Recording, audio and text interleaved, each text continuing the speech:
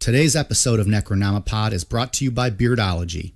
There are a lot of imitators out there, but there's only one place I buy my beard oil.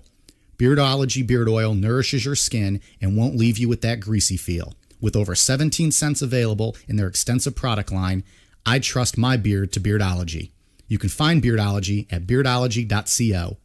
Use code NECRO15 to receive 15% off your purchase. Beardology. Discover the best way to avoid the shave.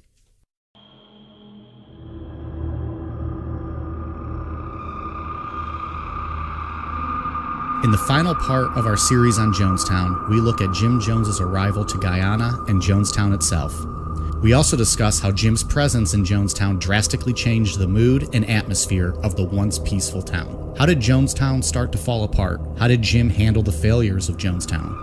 And how did 918 people end up dead? Let's wrap this bad boy up. I'm Mike. I'm Ian. And I'm Dave. If you're a fan of happy endings, you may want to turn this off and head to the massage parlor, because this tragic tale does not end well. This is Necronomipod. Love is the only weapon. Shit! Bullshit! Martin Luther King died with love. Kennedy died talking about something he couldn't even understand, some kind of generalized love, and he never even backed it up. He shut down. Bullshit! Love is the only weapon with which I got to fight. I got a hell of a lot of weapons to fight. I got my claws, I got compasses, I got guns, I got dynamite, I got a hell of a lot to fight. I'll fight, I'll fight, I will fight, I will fight, I will fight, I will fight. Let the night roar, because they can hear us. They know we mean it. We'll kill them if they come.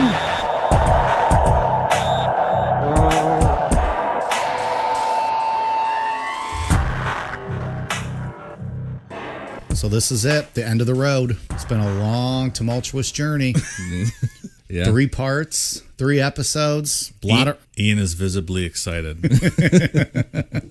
Lot of research you did. You said you did some extra research for this episode. You're stoked. A little bit, yeah. A little bit extra research, yeah, outside of what I already knew.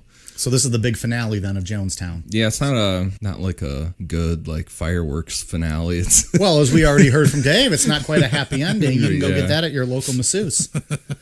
Yeah, so what we're gonna get into in this one is how Jim took the People's Temple, which he built for 27 years, and in a year and 3 months tore the whole thing down and took 918 people with him. Let's get into it. Like we said in the last one, the New West article came out and it exposed everything. It exposed the fake healings, the money fraud with the kids that were foster kids, the punishments, everything was exposed. So everyone in the U.S. knew he was a fraud at this point. And like we said before, as that article was coming out, he was already on a plane to Jonestown. Because he knew. Right. Oh, exactly. So before he arrived in Jonestown, it was a really peaceful place to live. Like we were saying before, work was extremely hard, but they were getting it done. Everyone was getting along. Everyone was happy. But then all of that under Mr. Muggs' watch while he's running the show down there. Right. The best foreman you could ever have. Yeah. Foreman, leader, mayor, prince. Prince. King, really. Yeah, because like we said in the last one, it started out as 12 guys and Mr. Muggs, and then it went up to 60 guys and Mr. Muggs. And everyone he kept them in line. Yep. And everyone was happy. And then Jim Jones rolls in, and almost overnight, it went from 60 people to pushing 1,000 people. And it was just straight up chaotic and unsustainable because Jonestown was only supposed to house 500 to 600 people. How many were there? That actually died in Jonestown that day were 909. But there were more. I mean, there were people that defected throughout that last year. So it's safe to say it was at double capacity. Yeah. Oh, right. Yeah. If Mr. Muggs would have had the adequate, construction crew to build the place correctly. I think. Right. He was working based on 500 to 600 people, and they weren't ready for completion yet. Jim Jones jumped the gun. I will not stand for Mr. Muggs getting a bad rap in this situation. Well, that's the thing is that Jim Jones was a long game guy. You know, he slowly did all this stuff, and that's how he was successful building the People's Temple and getting people to follow him. And this just blew up overnight, and that's not the way he worked. And he couldn't control it. Yeah. And I mean, on top of that, he had all the drugs and everything. Like, it was just complete chaos. Sounds great. And besides it being double capacity, a third of the people were children, a third were elderly, and a third were young adults. So there you got 2/3 of people that were basically useless when it comes to work. Yeah. And Gaining all those people, but not getting the same manpower or an equivalent ratio of manpower to get everything set up. yeah, and they weren't able to produce enough food for everybody either. You know, I mean, it was Because the soil was bad, like we learned last week, right? yeah, I mean, they were able to produce some stuff, but it was just too much. There was too many people there for it. So before we actually get into it, I want to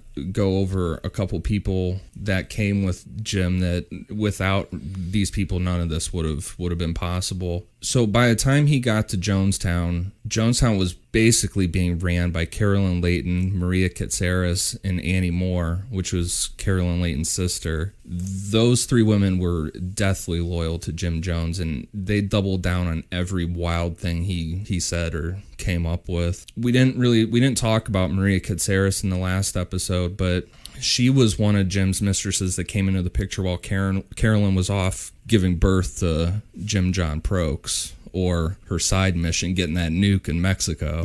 Right. She was multitasking. Was one of these the ugly women that didn't make the fuck schedule but had to run the fuck schedule? No. Okay. No. Whatever happened to that girl? Yeah, Patty Cartmel died in Jonestown. Were all three of these girls on the fuck schedule? Carolyn and Maria were. Annie Moore was not. She didn't make the cut. Well, she was Carolyn's sister. I mean, for Jim. I don't think that matters to Jim. We've already shown he don't give a shit. Right. So these all sound like white women. Wasn't the congregation mostly African Americans? Were there not any African American women that were his mistresses? Yeah, so remember last episode we said bourgeois was a huge insult? Like if you did anything extra, you were bourgeois, you had a bourgeois attitude, whatever. Right. He was questioned about this in the planning commission, like, why don't you fuck black women? His response to that was that black women didn't have bourgeois attitudes, and he needed to fuck the bourgeois attitudes out of the white women to snap them out of that attitude. This guy's an ass clown. Ridiculous. Great. Good answer, Jimmy. But yeah, so Like, don't the rest of the congregation see that? Like, well, that's seriously. the Gang of Eight saw it. I mean, that was part of the problem they had, was that the inner circle was all white except for Archie Imus. Was the only black guy that was part of the real inner circle. I think anyone who saw the bullshit got out, left, and then tried going after him. I think we're going to talk about that one group in a little bit later today, right? That all were defectors. Yeah. That exposed as bullshit. Why the other 1,000 people didn't, I don't know. But Okay. Yeah, so going back to Maria, like I said, she came in while Karen was off giving birth, and she was only 20-something at the time when she started her affair with Jim, and people said that she was just a really shy person, really quiet, and something snapped in her brain whenever she hooked up with Jim Jones, because she just turned into just this authoritarian, just basically almost like took over that side of Jim Jones, that personality. like feeling like she was in a position of power or had power or was protected by her, by him. I mean, an example of how loyal she was to him. Her dad was an airplane pilot, so Jim encouraged her to take flying lessons. So she learned how to fly a plane, and then one of her ideas was just to crash the plane and with a bunch of people on it, just to prove a fucking point. Not kill anybody else, just commit the revolutionary suicide by crashing a plane. She's the Muhammad Atta of Jonestown. It's great. Yeah, I mean, and she can, if anybody has listened to the death tape or does after this, she's the woman that's given orders for people to get in line behind the table and telling people that the kids aren't in any pain while they're dying and stuff. Yeah. So, I mean, she's great. And so the other person that this wouldn't have been possible without was a guy named Larry Schacht. He was a drug addict that the People's Temple took in and got clean, and Jim saw potential in him. So he sent him down to medical school in Mexico, and he became a doctor. So he was also deathly loyal to Jim Jones, and I mean, he turned this guy's life around, made him a doctor. So he was loyal, Yeah, of course. know. Was it a real medical school in Mexico? Just asking for a friend. They must have been giving discounts down there, because medical school, going to buy nukes down there. That's right. He knew all the good Everything, hot spots. all the down good stuff's in Mexico. So once he got into Jonestown, the mood just completely mirrored his mood, and things got real dark real fast. He immediately started to micromanage the lives of members, even down to their romantic relationships. Like, they would have to apply to start a relationship with each other, and then if they wanted to break up, they would have to apply for that and get the okay for that. Oh, that's wild. Yeah, Crazy. I mean, this is going from he was running a cult, you know, but now this is like boot camp cult status now. I mean, I'm sure it was frowned upon if you submitted an application to date someone on the fuck schedule. Was it stamped denied immediately? And the big difference with his mood and everything versus when he was in the U.S. was he was able to get away from people. Like we said before, he took those trips with his kids and said they were secret missions for the cause, but really they were He vacations. was getting away. It was his little respite from being on all the time. Right, but now he's surrounded by everybody and he has to be on literally now 24 hours a day. Which means more drugs, which means more which means more drugs. And it Yeah. just, cascades. The compound was set up with a loudspeaker system that Jim would just speak on for hours a day while everybody's working. And like they played music You sometimes. mean he didn't do any manual labor himself? Fuck no. Wow, I'm That's shocked. really weird. He's never done anything like that. Well, he kept to a very rigid fuck schedule. I mean, I would imagine that's exhausting. He got cockburn. I mean, it's Yeah. not like he didn't suffer Back injuries. sore. Yeah. There's evidence of that on the tape. He talks about getting fucking till his dick's raw for the cause and See? stuff. I knew it. Mr. Muggs is out there building this place. Yeah. But yeah, so like he would just talk and talk all day long on this loudspeaker system. And if he was too fucked up on drugs, they would just put in a tape of him talking. And then after that, after you just put in a 12-hour day of work, you've been working, then you go to the pavilion and listen to him talk in person. And he would read the news. He would just grab a newspaper and just like start doing bits, like just reading shit off the newspaper, giving instructions out, ranting about all his paranoid beliefs with the FBI, the CIA, all this shit. Or they would issue their punishments. I'm not seeing the upside of this cult yet. Yeah. No, not at all. I mean, this, like I said, this went from you were doing good work, but there was all this shit going on behind the scenes to now this is like, it's almost like a concentration camp. Yeah, it sounds like it at this point. So the people there, I mean, he was a constant presence in their lives from morning till night, you know, hearing nothing but his paranoid bullshit. How big was Jonestown? It's pretty big. Like Landmass wise? landmass wise? Like, are we talking like a big neighborhood, or is it just like a big open field with like a bunch of like cottages built on it? Was like, it what is- surrounded by jungle on all sides or on three sides? Or what was the layout? So yeah, we can get into it now and just get a mood for now. We're talking about how they listen to him 24 hours a day. So Jonestown was set up. They just basically cleared out a big area of the jungle, and they had a bunch of houses, the pavilion, all their farm, you know, animal pens and shit. But So it was surrounded by just thick Completely. jungle. That's intimidating in itself. So there's no way out. No, the only way to get out of there was to go, it's like a 5-mile walk to Port Kaituma, and then you either take a boat or an airplane to the capital, Georgetown, or you go and try and chance it in the jungle. And there was a railroad Right. that went to Georgetown, but it was way far out, and you could hop a ride on there if you were lucky enough to get that far. Well, the Jaguar's getting you. Yeah. Right. So really there was no way out of this situation. To keep people on edge, Jim really ramped up the idea that things were getting bad in the U.S., and he constantly warned everybody that they should think twice about ever wanting to go back, because his prophecies were coming true that minorities were being put into concentration camps and the KKK were taking over full towns and stuff. And they had no idea because they just believed what he said. Well, all mail going out was filtered, and all mail coming in was filtered. So if anybody was writing a family member back in the U.S. and was like, "Hey, Jim's talking about all this bad shit happening. Are you guys okay?" Boom. In It's the like garbage. prison. Yeah, it's in the garbage immediately. And if somebody's writing them trying to figure out, you know, how they're doing down there or questioning anything, basically anything. It wouldn't get to him. Yeah, basically anything that wasn't saying I love Jonestown was in the garbage. So, but family members back in the U.S. they knew something was up. I mean, and they started talking to each other. And one of the examples that they noticed when they were, especially got ones that had daughters, they were comparing them. And they all noticed the same thing, that their daughters were saying it was great, and they were engaged to Dr. Larry Schacht. All of them. All of them, which would be like trying to put him at ease, like, oh, my daughter's getting married to a doctor. Things are going great. Right. Well, in all fairness, this is Jonestown. Would it be that far-fetched to assume that Jim Jones and this doctor believed he was going to marry all of these women, and they'd be added to Dr. Larry's fuck schedule?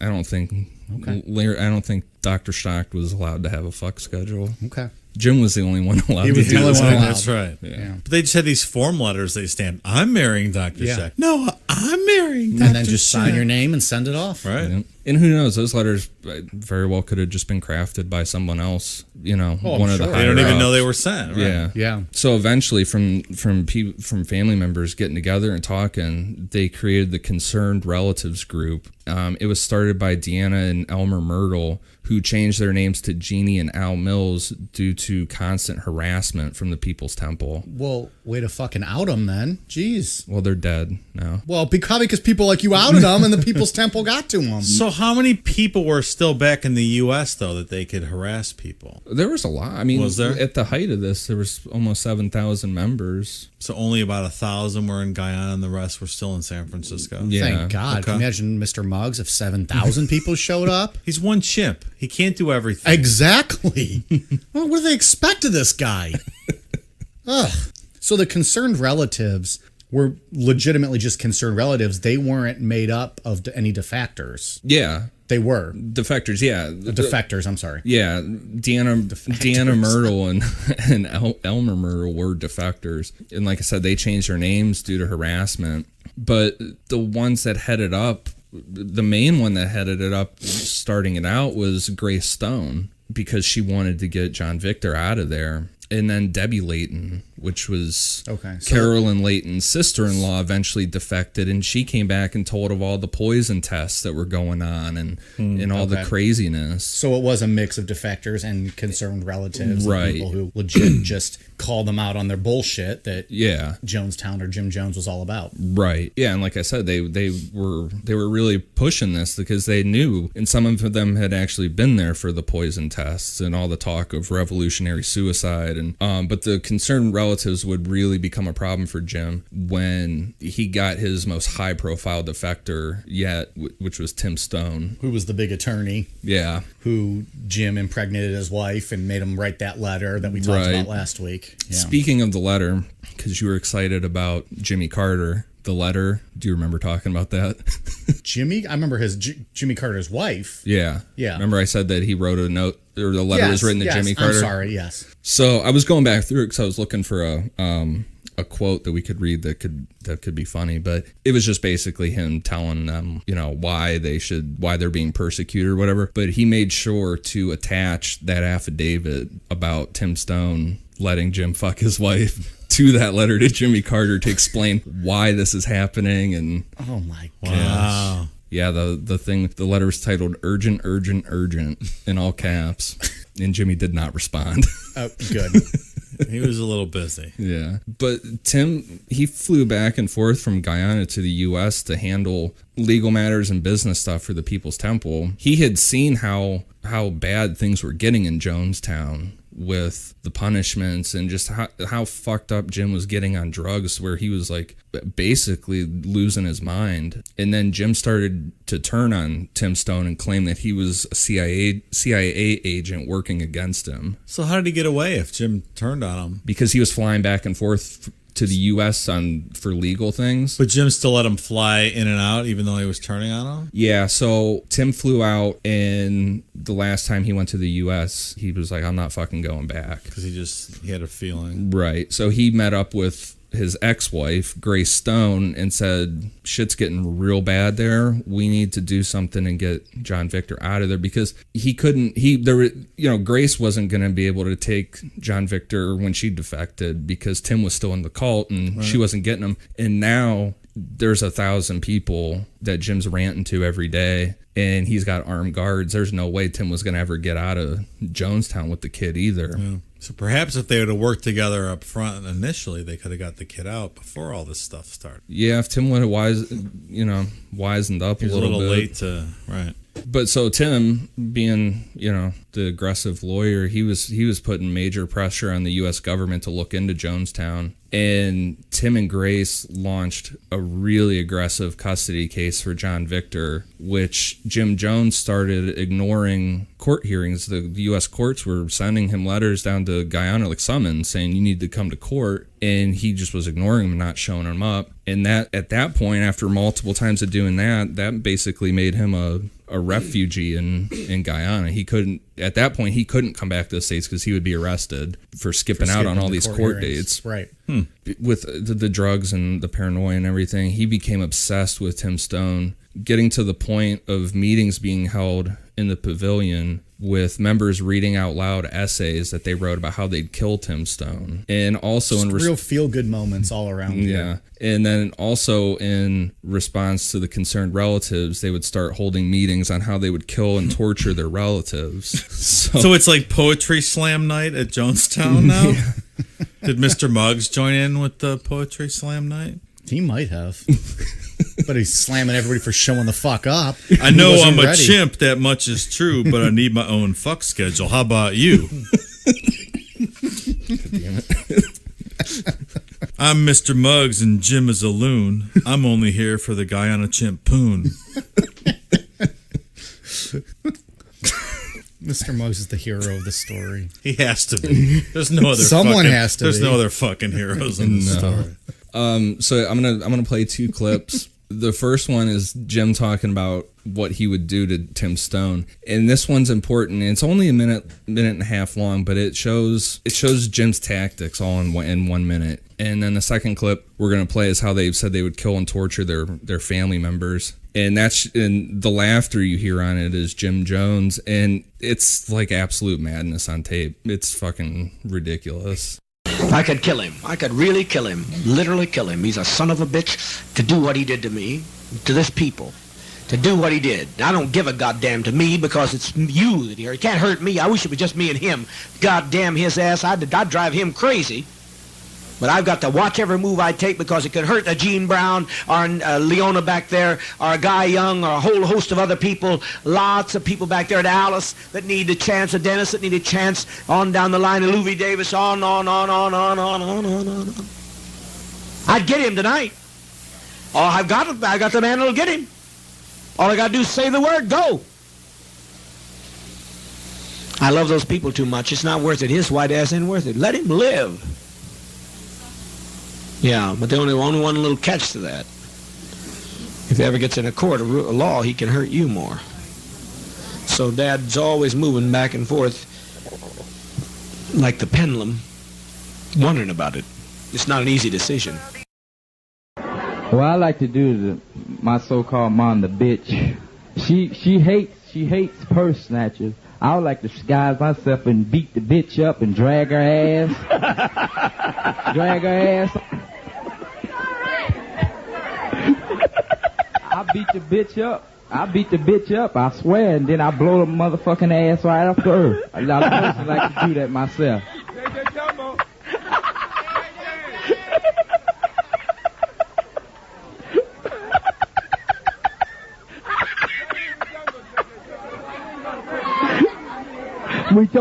We told him when she started shit, we were trying to make, be nice and win people. We said, write a nice letter. And the fucking letter, it was a goddamn letter. Had to rewrite it 4 times to get it to be nice. You fucking bitch, you don't mess with me, I'll kill you.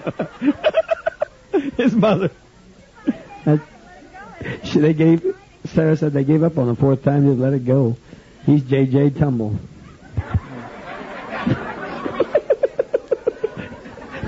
She hates purse snatchers. That's why I had to bail your ass out. I think that I should take a knife and cut Mr. Tupper all up real good. And,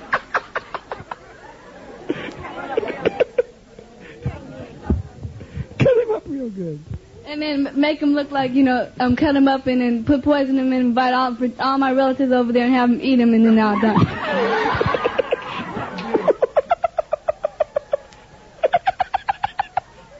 You've been talking to Reb. That's what you've been doing. My mom is a damn fool. I hope I knock the fucking shit out of her.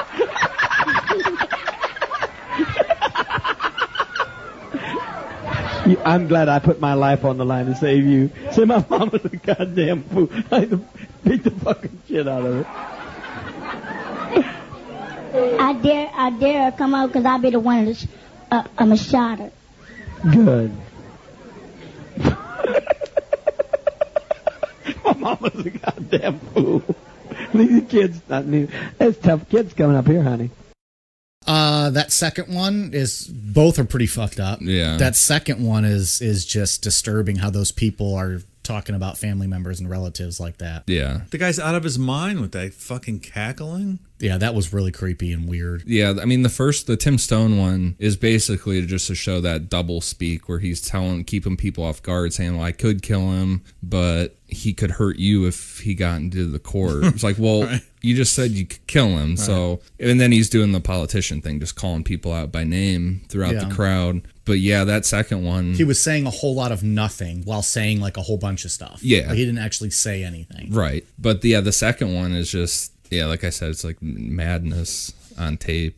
People are starved, they're exhausted, and all they have to listen to all day is Jim Jones talking this way. So at this point when we're listening to these tapes, how long has everyone been there? I think that tape was from April. So that would be, Jim showed up in August of 77, and that tape, I believe that tape was from 8 months. Yeah, I believe that tape was April of 78. Okay. So I mean, it's like we were talking before we were recording, they were only eating 2 meals a day, which was rice and just a little bit of meat, and then working constantly. So everyone's starved and exhausted. Right. I bet Jim wasn't eating just that little bit. Oh no, he had all kind of snacks and shit in his cabin, and he even had a mini fridge in his cabin with like Coke and shit. Coke, a fuck schedule, snacks. Yeah, great. Jim wasn't living that socialist life that he was. Interesting. They never do that.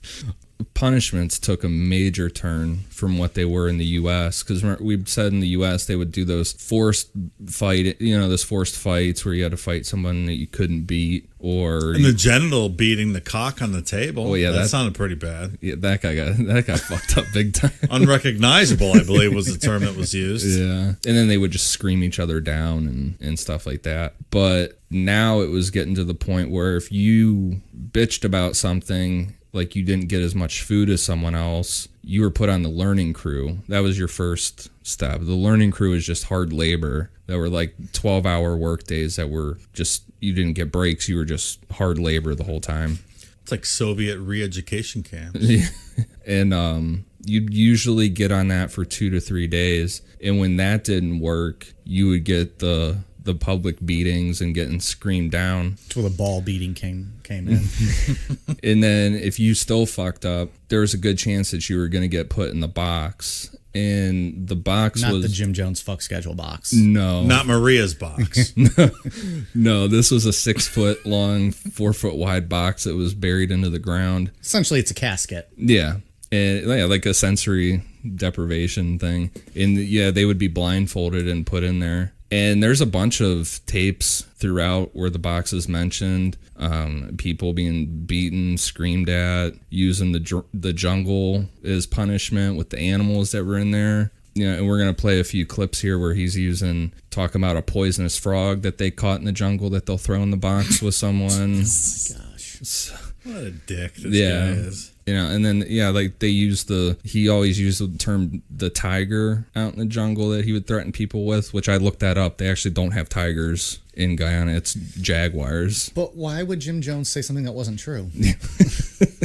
That's a first. Yeah. And if all that stuff didn't work, then you would be taken to Dr. Larry Schacht in what they called the special care unit. And basically you would be just drugged into a zombie-like state and just kept there.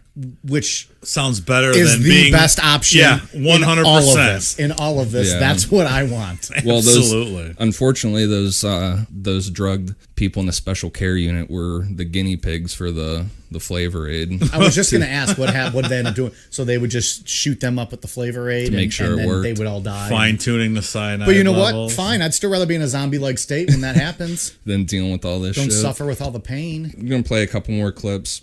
3 of these clips are from a kid. He was 15 named Willie Malone. He's just, I mean, from listening to tapes, he's not doing anything except smarting off. And I guess like a teenage kid, just not wanting to do the work and whatever. But so he's threatened with the box and the frog and publicly beaten. And then we're going to get into a woman that was terrified of snakes that they put on her as punishment because nothing else worked. And just to clarify, in the one Willie Malone one, when they say being hostile to mother, he's talking about Marceline because this kid smarted off to Marceline. In Jonestown, Marceline was called mother. Well, she was called mother for a long time. But then when Jim got to Jonestown, he wasn't called father anymore. He was called dad. He required everyone to call him dad. Interesting. So here's these It's clips. a nice little twist. And he said, like, only way you can survive, like, you be in a box, and if you take off your clothes, keep on putting them back on, you never, lose your head, nothing like that. And he think he's going to survive in the box. No, great punk.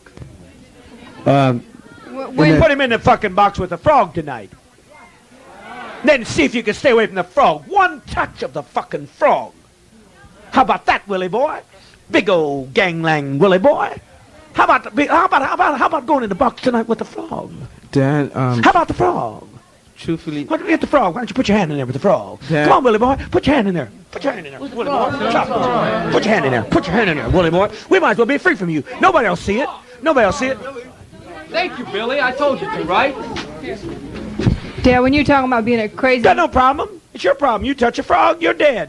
You can take anything you think. You take anything. How about Willie? How about it, Willie? Want to touch a frog tonight, Willie? You punk, you goddamn gangland punk. You've caused us trouble week after week, month after month. Got my blood pressure boiling, punk. You want the seniors? You want the seniors? Dad, really? John, get out of the way. Let the seniors have it.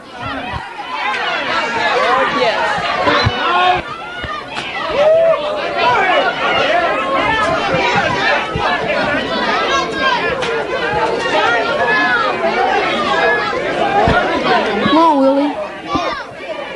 So tough now. All right.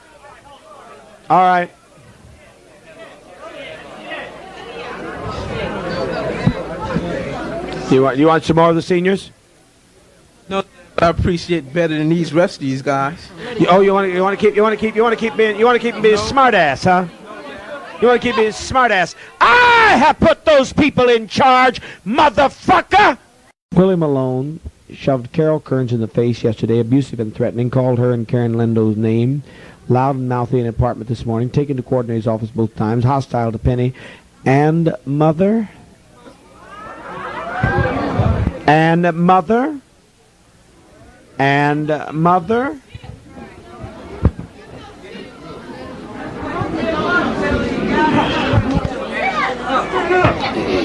up! Don't you give no shit to mother.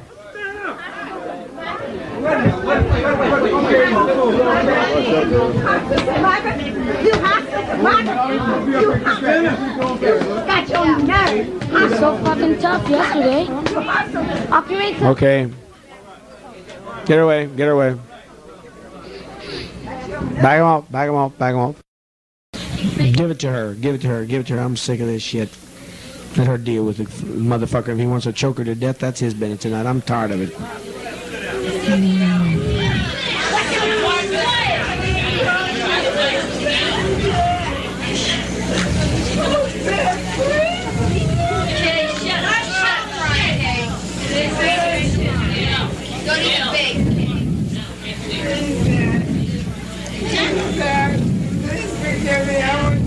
You said the same thing the last time.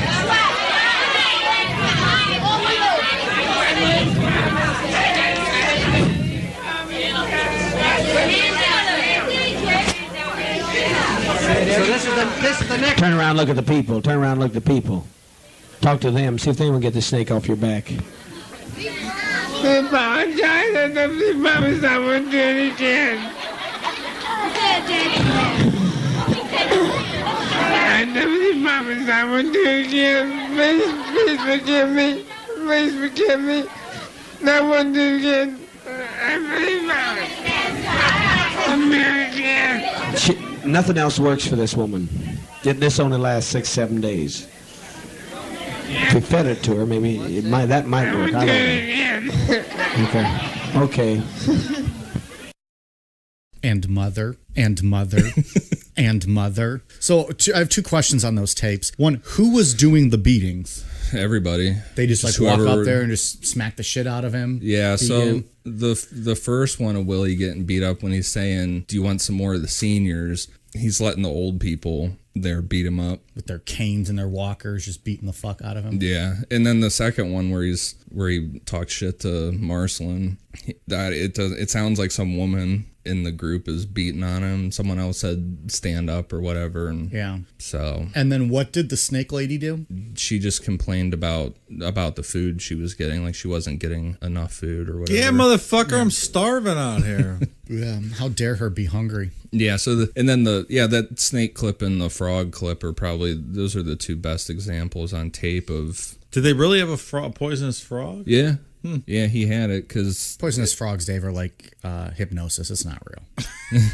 Because later in the recording, he says like when they're all yelling at Willie to put his hand in with the frog, then there's like a little scuffle sound, and Jim's like, "Oh shit, did the son of a bitch jump out?" So I mean, they had the frog.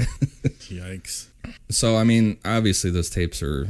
I mean, it's terrible. And you would think that initially you could think like, why didn't people just leave? But like we talked about earlier, there really wasn't a way out. There was no way to get out of there. You know, you got the jungle. And they technically weren't allowed to leave, right? Or no, absolutely not. Right. So they would have to sneak out, run away, either through a jungle or follow that path, but have to have a boat or a plane. Right. Correct? And there was armed people at the gates, so they were almost imprisoned at this point. Yeah, I think I'm taking my chances in the jungle. I think I probably would too. This is just out of control. Yeah, I mean, you're not going to get out the gate, obviously. But there's nowhere for you to go once you get to Port Kaituma unless you had a boat or an airplane. Right, but the jungle was to the train, which took you where? It would take, but you would have to get lucky and be able to hop on a train or get them to get to Georgetown. I feel like that would be my best. I would do that, I think. And it was also getting to the point where Jim's sitting there talking about Tim Stone and stuff, and then he starts saying, well,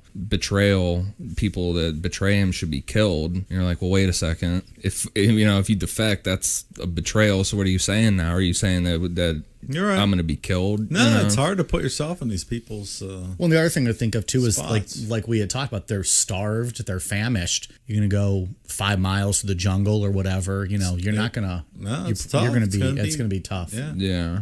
And I mean, and the other thing too is as soon as people got into Jonestown, all their passports were taken and kept in Jim's cabin. Like when they went in and were investigating everything afterwards, they just found hundreds and hundreds of passports in there. So you can always get to the embassy. Yeah. Well, that would be what you'd have to do, sure. Yeah. With avoiding all those court orders in the U.S. for John Victor, a court order was now issued for Jim to appear in a Guyanese court. So Jim tried to get a hold of the Guyanese deputy prime minister to straighten it out, but the deputy prime minister was in the U.S. on business. So with Jim's paranoia, he thought that the deputy prime minister being in the U.S. had to do with the custody battle for John Victor, and he freaked out. Because everything's about him, so of course that's what he was doing in the U.S. So Jim decided it was an emergency. To make his delusion real to the rest of the population of Jonestown, he had his son go out into the jungle and shoot at Jim's cabin. But this time he was using real bullets. It wasn't blanks like he was doing back in San Francisco and shit. And Jim kept this a secret from everybody, including his security team, who started shooting back into the jungle. So because he could have shot his son. Yeah. Why the fuck does he care? Right. Jim Jones doesn't care. So for the next 6 days, Jonestown was at war, or basically, the followers at least thought they were. Jim told them that the Guyanese military were coming in to take John Victor. You know, we were already talking like trying to put yourself in that position of with the punishments and stuff. Now there's gunshots ringing out from the jungle. He's telling you the military's coming to take kids and stuff. And a lot of these guns, people didn't even know were in Jonestown because he was smuggling these in, talking on the ham radio. They would call them Bibles. You got to think people are tired and all that, like we were saying. But now they're probably terrified. They think they're under attack. They're believing his bullshit. Right. I mean, they believed it since day one. So why wouldn't they now that they've been beaten down and starved and whatever? Right. So yeah, that would be terrifying, thinking that you're under attack. Right. Which then I think brings you closer to the cause and together. Oh, exactly. You're going to support him more because you see him as your protector. Right. And yeah, and I skipped over a little bit earlier, but yeah, they were bringing in the guns through talking about them on the ham radio, saying that they were Bibles. And he was so worried about the CIA and this stuff with the prime minister, the deputy prime minister leaving, but those weren't real. The only real stuff that he was facing were things like the Social Security Department holding checks for seniors, and the FCC getting pissed off about him using the ham radio for business and stuff. Again, a fucking egomaniac. Like it's just yeah, exactly. Meanwhile, people should be fucking coming after him, right? But he's blowing it up in his head like the whole country's coming after him. Yeah. And they're not really thinking twice about him. Right. So yeah, they were all marched out to the pavilion and told that, you know, the government or the Guyanese military is coming. And after 2 days when nothing happened, Jim told everyone they needed to get to Port Kaituma to take a boat to Cuba. So they all hiked to Port Kaituma, which, like we said before, is about a 5 mile walk up, you know, to get there. This wasn't like a casual hike or anything. This was like a panicked rush of like almost 1,000 people trying to get out of there, thinking that the military's coming for them. Yeah, I'm sure you need a machete to hack through the jungle. It's not. It's thick. Yeah, walking through a national park trail. Right. So they got to Port Kaituma and started getting on the boat, but an elderly lady fell and broke her hip. So Jim just called that off and said they needed to go back to Jonestown. Like, oh nope, you know what? It's safe now. Let's go back. Did they have any sort of a relationship or arrangements with Cuba? Nothing real. Like, what was the real? There was no plan then. No. He would always say Cuba and he would say Russia and stuff, but there was no reality to any of that. So when they got back to Jonestown, Jim got on the ham radio with Marceline because she was still in the U.S. in San Francisco doing stuff. He told her what was going on and what he thought the prime minister was doing. He said, we're all ready to die. We're going to do revolutionary suicide. And she knew that was a for real threat, you know. So she started busting her ass to figure out where this guy was. And I don't know how she did it, but she tracked the guy down. And he was in Indiana, of all places in the U.S. to be. Why was the deputy prime minister of Guyana in Indiana at this time? He was at the local Hooters in Fort Wayne. Relax about it. He's got his reasons. Where Jim Jones was born and started all this stuff. It's crazy.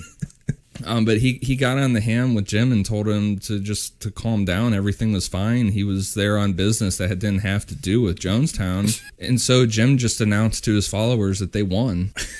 Didn't tell them what they won or how they won it. Just they won. I did it. I saved you all. Yeah. This is just complete insanity. Now go eat your rice. I'm going to go drink some Coca-Cola and eat some Twinkies in my cabin. But you got to think, that lasted for 6 days of barely any sleep and this panic, you know. Yeah. When I was watching that new documentary, the one woman that was there for it, she said that they had, everybody was armed with like shovels and shit. Like everybody was ready to go. It's just off the charts insanity. Yeah. So they started calling it the 6-day siege, and it's like a major military operation. Right. And that was the first of many emergencies like that, and that Jim would eventually call the White Knights, which he was good at naming stuff. You know, I mean, Jonestown kind of goes for itself, but sure. The White Knights is, and it's NIGHTS. it's got this like spooky feel to it almost, you know. It's like sounds kind of mysterious. It sounds real important. Just to me, I don't know. It's just got this like eerie kind of like sure. I'm announcing a white night right now. You know, this sounds weird. Does it mean we're gonna be up all night? Like, what's the? It's like the 6-day siege. It means that some shit's really going down. This isn't like. I mean, why white night? Like, because it's gonna be light all night, meaning we're gonna be up all night or something like that. I think he was throwing a little bit of the racial twist on it, like the white knight. You know, who's like coming he's for the him. white knight. Well, no, because it's like an not NI. like the white, but what playing off the wording of the white knight, like the knight in shining armor. He's here to save you all, but it's also just it's a nighttime. We're gonna talk about some shit that's serious now. That's different than my newspaper readings or whatever it might be. Maybe, yeah. I mean, who knows why the fuck he named it that? You know, right? He's probably just doing a bunch of fucking blow all night. Also, that was white night. Most likely, he had mounds of cocaine in his fucking room. Was he friends with Betty Hill? Ridiculous. But yeah, like you said, these weren't like other meetings. They were like that 6-day siege, but I mean, they didn't last for 6 days, but they were like that, and it was made completely clear during every white night that this could be the last night in Jonestown. That this could be the time where he pulls out the revolutionary suicide. I hate this fucking guy so much. In one of the tapes, he says that they've gone through 84 white nights together. Oh my God. Can you imagine? And you don't know. I mean, who knows if he's talking shit, if that's an accurate number or not. But the tapes were recovered by the FBI. There's 16 tapes of white nights. So a year and 3 months, you do the 6-day siege, and then you do 16 other white nights that are all night events, being completely panicked. Yeah. I mean, 16 is more than enough. You're just constantly keeping people on edge and terrified. Yeah.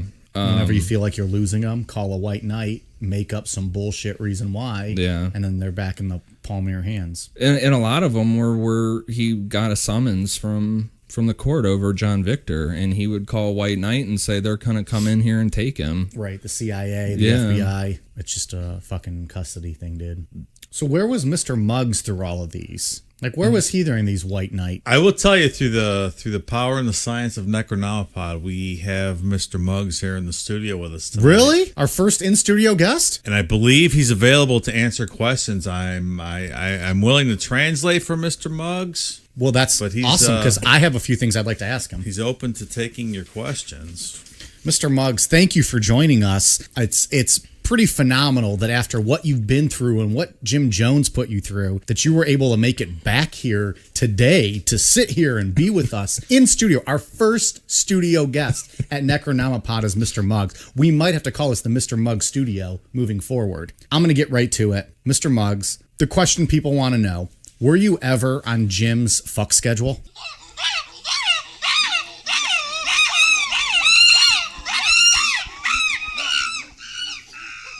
We might need some translation, Dave. I'm going to translate Mr. Muggs. He's really upset. What did he say? He said, Jim would call me if he ever had a no-show and maybe give him a hand job. He called it a mug job. Fucking hilarious, right?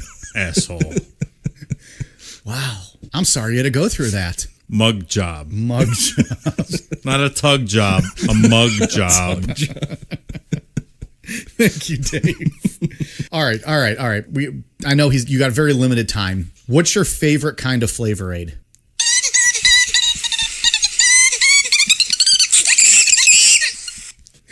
Man, he's fired up. He said, I'm a lemon lime kind of chimp. I don't go for that grape shit. But look where the fuck that got me. It's true. Did you even get to try any of that? I don't think you did. I don't think it did either. Any of the good stuff, at least. Mr. Muggs, where's the strangest place Jim ever put his dick?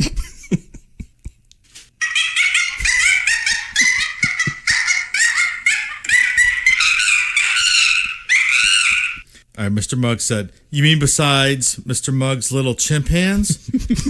I did see that fucker stirring the vat of Flavor Aid with his cock on the final day. Oh, so no. There's that, I guess. That's terrible. What a twist to this whole story. It's cockade. Oh, enlightening. All right, I won't take up too much more of your time. Mr. Muggs, did you ever get to hook up with any chimp strange in the Guyana jungle?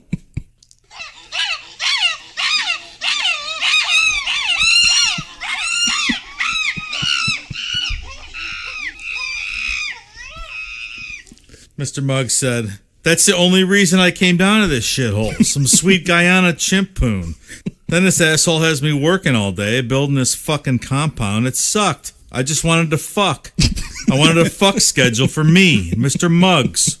I don't blame you, man. You put in a lot of work, a lot of effort, and they really messed it up by bringing all those people down. One last question for you, Mr. Muggs, before we let you go. Thank you so much for being here.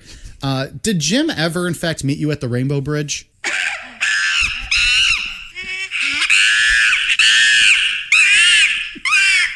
Mr. Muggs said, "The Rainbow Bridge looked like a fucking petting zoo when I got there. Jim was the last one to arrive, and we ate that motherfucker." There we go. Mr. Muggs, thank you so much for being with us. Dave, thanks for translating all that. Yeah. It's through the power of Necronomicon I'm able to understand what Mr. Muggs is saying there. He never got his chance for like a farewell after he was unceremoniously disposed of. Yeah. And we gave him that last hurrah today. Glad he could join us. Those were, I think, the 5 questions that people wanted to know the most. I mean, if you look through, all the different message boards and the Reddit sites, that's what always pops up if you search, what would you want to know from Mr. Muggs? And now we know. That's where we pull those questions from. So, Mr. Muggs, thank you so much for being with us tonight. You got all kind of abilities from doing this podcast with us, remote viewing, translating Mr. Muggs. With all that extra Necronomicash we're rolling in, we're able to afford all this technology. The Guyanese government wasn't the only connection Jim had that he was worried about. There was also a Russian ambassador staying in Georgetown that would receive constant contact because Jim was looking for possible asylum if he needed it. And Russia did give Jim a little bit of attention, and they sent the ambassador there to do an inspection, but they had no intention of really taking the People's Temple members in ever. Why would they? Yeah. They don't need that hassle. Yeah. The only thing that the ambassador said when he went there was that Jonestown was more socialist than Russia, that they should be taking lessons from Jim Jones. Yep.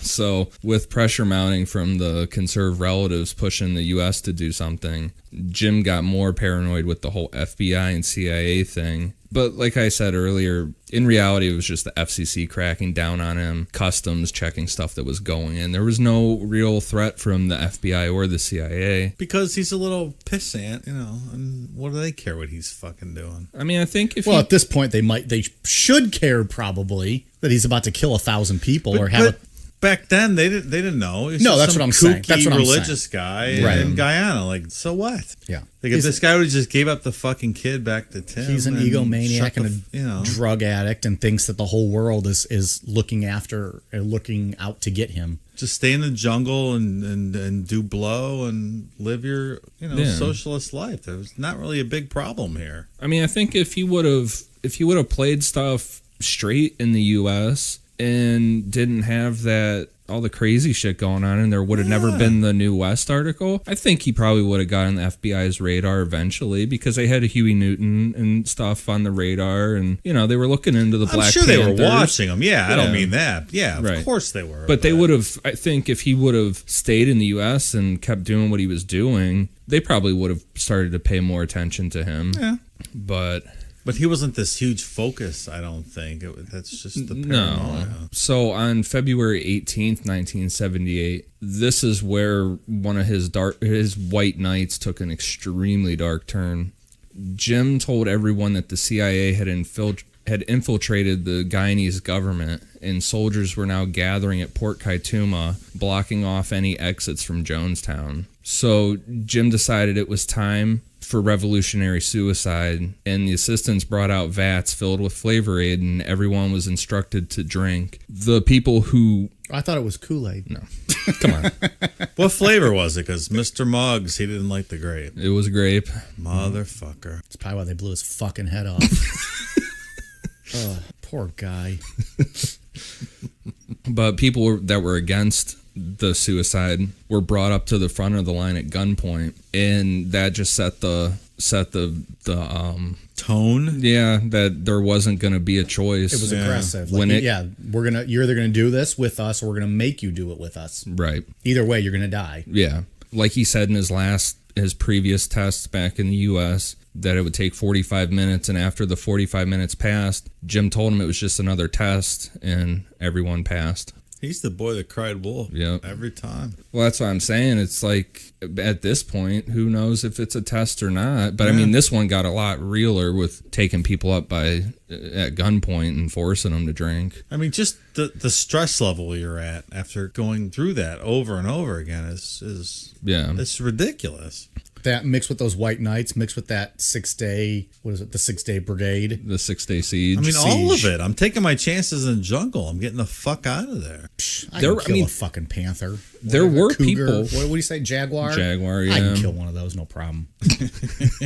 Well, I mean, there were people that tried to defect through the jungle, but they 9 times out of 10 they were tracked down, and they brought them back and put them in leg irons. Man. Yeah. So I mean, it's a tough spot. Yeah, and there's tapes on him talking about what to do with defectors, what is going to happen to you if you try to defect, stuff like that. Yeah. And we brought up Debbie Layton before, but she had been able to defect through Georgetown, and once she got back into the U.S. and joined the Concerned Relatives, she started doing TV interviews talking about the poison test, because she was there for the White Knight that had the poison test with people at gunpoint. That caught the attention of Congressman Leo Ryan, and he already had the People's Temple on his radar from Bob Houston's death that we talked about in the last That's episode. the guy that got hit by the train. Right. And his dad was the AP photographer. Right. So with the Concerned Relatives pushing and now Debbie Layton talking about this stuff, Leo Ryan decided in November 1978 that he needed to go down to Jonestown and see what was going on for himself. And it wasn't a surprise thing. It was Leo Ryan sent this letter weeks in advance letting Jim know he was coming. And so along with Leo Ryan, it was 2 staffers, 9 members of the media, and 13 members of the Concerned Relatives were going to be coming to Jonestown. Why no security team? Yeah, so I think that Leo Ryan was expecting to come to Jonestown, be told to fuck off, that he wasn't coming in, and then he would just go back to the U.S. and open a congressional hearing. Okay. I'm not saying that he didn't actually want to do anything. I think he really did care about it. But he thought he had to go down first, get rejected, and then start the wheels in motion kind of thing. Right. I don't think he ever expected that they were actually going to let him in. Okay. And initially, Jim had no intentions of letting Leo Ryan in, but he was convinced by Marcelin to let them come in. Marcelin didn't want to see anybody die, and I think she figured this was the best chance to avoid this revolutionary suicide that Jim had been talking about and testing and stuff. Because if Leo Ryan saw it was good, then it would ease the paranoia of Jim Jones, and realize maybe they're not out to get him. He just calmed this guy's concerns, and he took away the people who didn't want to be there, and that would be it. Yeah. And then they could just keep on living down there. Right. And she wasn't there for the first White Night, the 6 day siege. You know, she came about halfway through, and by the time she got there, shit was way off the rails already. Yeah, but and all of any power she had already been taken away when they were still in the U.S. Carolyn Layton, Maria Katsaris, and Annie Moore were already given all the power. You know, she just tried to slow things down, I guess. You know, behind the scenes, but by this time it was just too far gone. The women that all had the power were 100% convinced that dying was the only option, that there was no way out of this situation. I guess there wasn't really a situation to get out of, though. That's what's so hard about to understand. Absolutely this. not. You're living in the jungle in this agrarian kind of socialist community. Just relax. It's just drug-filled No one gives paranoia. a fuck what you're doing. No, they would have been just fine. Right. But then they start believing his shit. And then he's staging like these shootings and stuff. So they think that they're under attack. Yeah. And I mean, and recovered by the FBI, that Carolyn wrote a document that was titled Analysis of Future Prospects, where she outlined all the reasons why Jonestown had absolutely no chance of survival. And there, down in the document, there was a section titled A Final Stand If Decided On, which she detailed how the mass suicide would be most effectively carried out if shit went bad with Leo Ryan. And she was given pilled out of her mind when she wrote all this too. I think she was completely sober. Why? Have you read this document? I've glossed over it. The final stand thing, she talks about maybe we can line everybody up and just shoot everybody. Maybe we can make a guillotine and just start chopping people's heads off. Like, God. It's fucking crazy. So before Leo Ryan arrived, Marcelin talked Jim into letting his son Steven and Jim Jr. go to Georgetown to play in a basketball game. They were part of a basketball league there. And this allowed Steven and Jim Jr. not to be there while Leo Ryan was there. And people debate if it was just a coincidence or if Marcelin saw the writing on the wall and got who she could get out of there. Yeah, I don't believe in coincidences. No, I think she knew. Yeah, I think absolutely. she knew shit was going down, and she figured these were the only two that she could get out, and if she could get them out, then good. That's right. So when Leo Ryan arrived, they were greeted at Port Kaituma by People's Temple members. And the only people that were allowed to enter Jonestown was Leo Ryan, one of his aides, and 8 members of the media. The 9th member of the media was someone from the National Enquirer, which Jim had. He had a major problem with the National Enquirer for whatever reason, and they wouldn't let that guy in. I agree with that decision. I'm fine with that. So, and when they got there, when they walked in, it looked like an absolute paradise. They had been busting ass to get everything ready and make it look perfect. And Jim, leading up to this too, on the tapes, he's rehearsing questions with people, like how they should answer questions and stuff. And he's using making sure they're prepared to look as well as they could. Yeah, and he's using what he called his reporter voice, where he's boy, he's talking like. Is that like my radio voice? Kind of, yeah. Ladies and gentlemen. Pretty much. All right, we're back. Welcome, everybody. This is Mikey Mike, your host, sitting here with Easy Ian and Double D Dave, rocking you all night long on WNBC.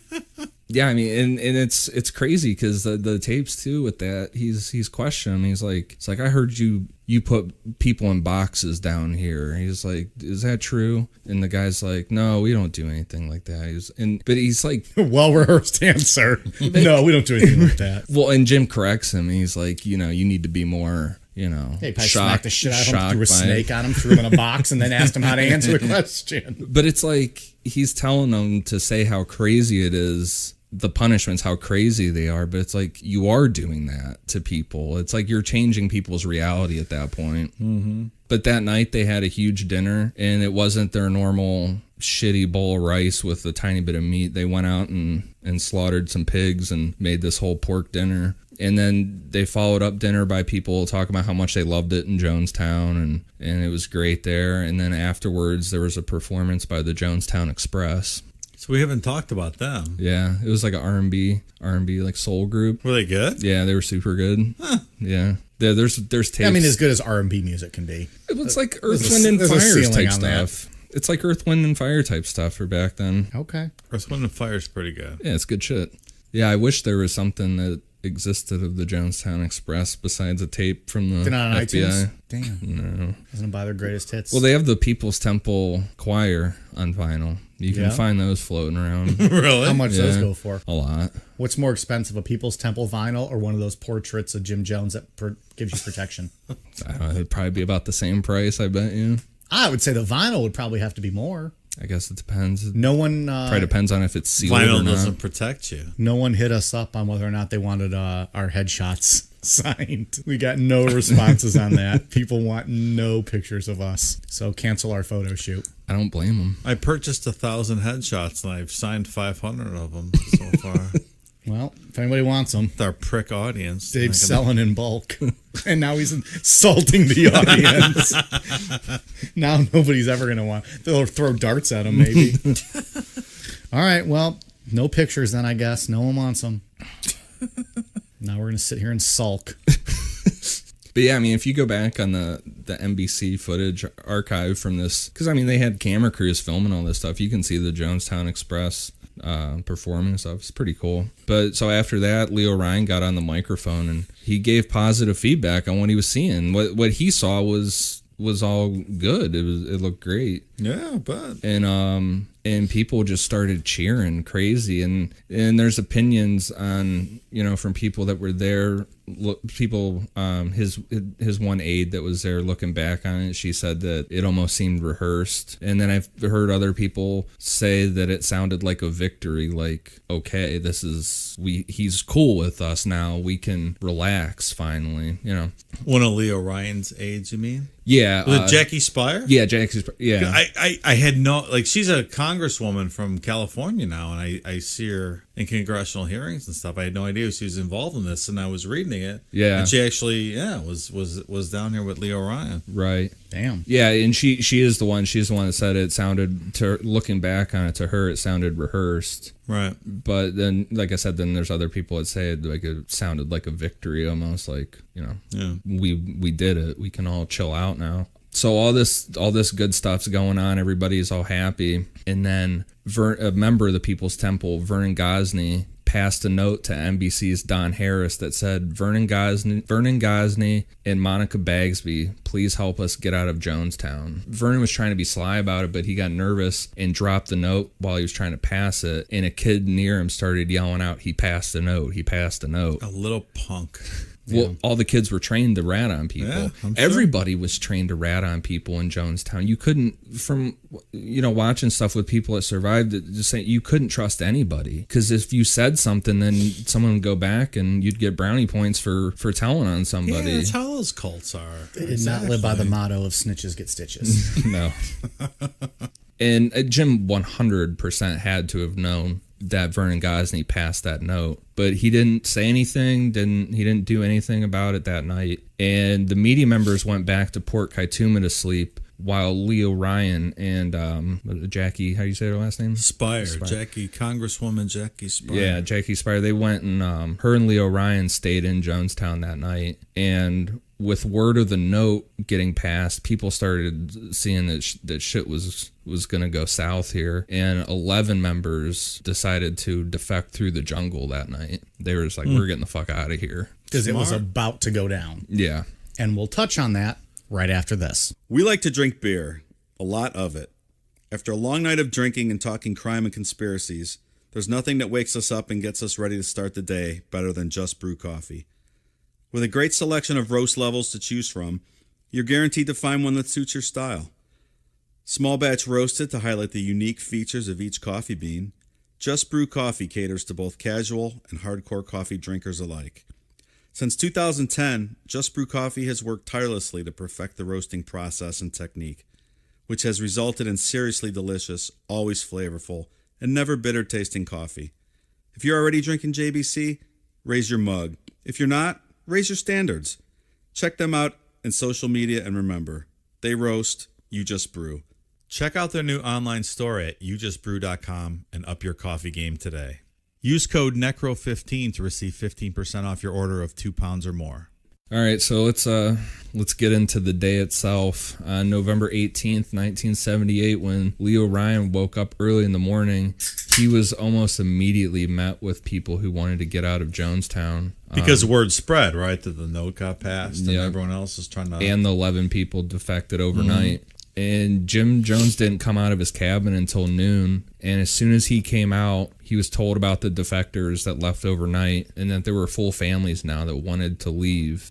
People were taking their kids and leaving spouses behind. Members started screaming at the defectors. And you can see that on the NBC News footage. People are screaming, "You can't take my kids." And it just turned into absolute chaos. And then the NBC film crew cornered Jim Jones for a grueling interview with Don Harris that lasted for like 30 to 45 minutes, where he just grilled Jim Jones about the fact that people were leaving, and why they wanted to leave. Like, what are you hiding and stuff. What did Jim say? He played it off like with Vernon Gosney, because Vernon was leaving, and the woman, she was more like a caretaker of his kid, didn't want to leave. And so Jim was like, well, then why is this guy leaving his kid here, and stuff like that. He really wasn't, nothing of substance. Right. So as everybody was fighting, Leo Ryan was trying to figure out how to get people out of there, because he didn't have a plan for that. Like I said before, I think he was just expecting to get turned away and then and then open up a congressional hearing. And at minimum, he didn't have a plan for any of this because they only had the one plane. He didn't have much of a plan at all. No. As he was trying to figure stuff out, a massive storm blew in. And Tim Carter, that's one of the survivors from that day, he said that it felt like evil blowing into Jonestown. So now you've got all these people stuck in this pavilion with this crazy storm. Everybody's fighting and shit. Jim's getting questioned by NBC. It's just absolute chaos. So by the time the storm passed, 15 people had decided to leave, and along with the 11 overnight, the number was only 26. It wasn't that many people. Yeah, out of 1,000, 26. Right.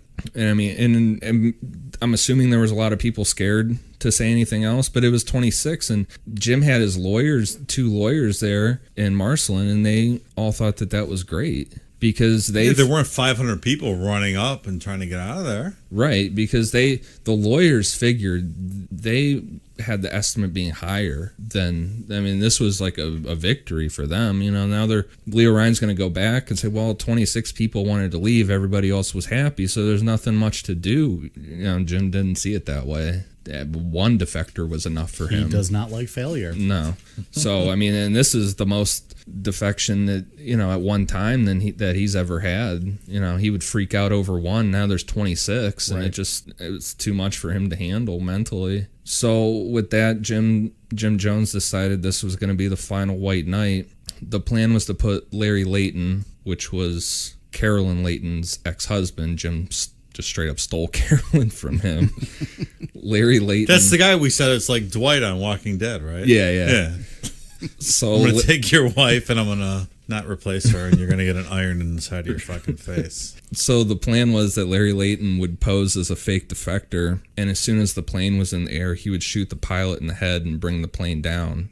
But now that there was more defectors, Leo Ryan was figuring out a plan. He got on the radio at Georgetown and had them send out another plane. So now there's two planes, and he couldn't guarantee that Larry Layton would be on the same plane as Leo Ryan. And then at the last minute, Leo Ryan decided he was going to stay behind in case anyone else wanted to leave. So everyone's leaving Jonestown to take these defectors back to the plane, and Leo Ryan was like, well, I'm staying. I'm going to see if anybody else is coming with me. You think he senses any danger at this point? I don't know. It's like is this Red Brigade?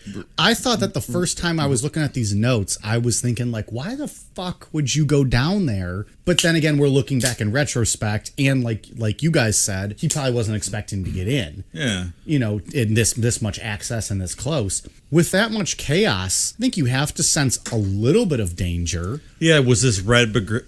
Why can't I say this fucking word? Red Brigade, the armed Red Brigade following him around? Did Leo Ryan see them? No, there was none of that going on. I also thought the same thing when he ate dinner with them, like, what if they're trying to poison you and you're going to sleep there when everyone else left? Like, that's either he didn't sense it or he was ballsy and maybe he wanted to get some sense of fear so that he can use that for his congressional hearing. I don't know. Or he just might be a brave dude. Well, like we were talking before while we were on break, while we weren't recording, he had heard that there was bad shit going on in one of the prisons in his district back in the U.S. and he got himself... I heard you saying this, Yeah, he got himself thrown into jail anonymously to see what was going on there. So right. I think he's just a ballsy dude. That's when I was looking up the photos of him. That wasn't during one of my 19 piss breaks tonight. I think he just... It's a peek behind the curtain. Was a little bit too brave for his own good here in this situation. All the good ones are. Hey, he's an American hero. Yeah, I didn't know a lot about him. I'm going to look this guy up. He was going hard. He was going hard on the CIA at this time, trying to figure out what they were doing. And he's one of the few that actually... You think there's a few books written about him? There's got to be something. Maybe. Yeah. I'm just curious to whether he spotted the danger or not. Sounds like he didn't and could have made a phone call and got some sort of backup on the scene. I don't know. Well, it would take a long time for somebody to get there because you have to fly in from plane or take a boat. I suppose. How does that make him look if he's bringing in protection and he's coming down here to like see these people who don't have protection. I think he could be one of those people that if he truly cared, he wanted to show, hey, I'm just like you. I'm here. I want to help you. I think him coming with protection makes him look different. Maybe makes him look not approachable. I don't know. I don't know enough about him. I'm literally learning this as we go tonight. So I mean, it's hard to read the situation on the ground. Sure, that's why I would like to look into him more. Because I mean, throughout the story, we've heard about this Red Brigade who's armed and following Jim around all the time. Like, were they in hiding during this whole time? All the guns were put away. Everything that makes sense. All the quote Bibles were put away. It just seems like you would sense an underlying danger here, I guess, but maybe not. You know? Well, so coming out of this, I want to read the biography of Leo Ryan and the autobiography of Mr. Muggs. So that's what I'm going to do. My follow-up to this episode. Get ready for a bonus episode. Mike's review on those books. Mr. Muggs had time to write his autobiography. Mr. Muggs was a workaholic, though, and they can't build at night because of the jungle cats. So when he wasn't being the head foreman there, he had to do something at night. I think he was writing his memoirs. I think he was a fucking guy on a chimpoon. Well, that's what he was doing. Not as much as he would have liked, as he made clear to us.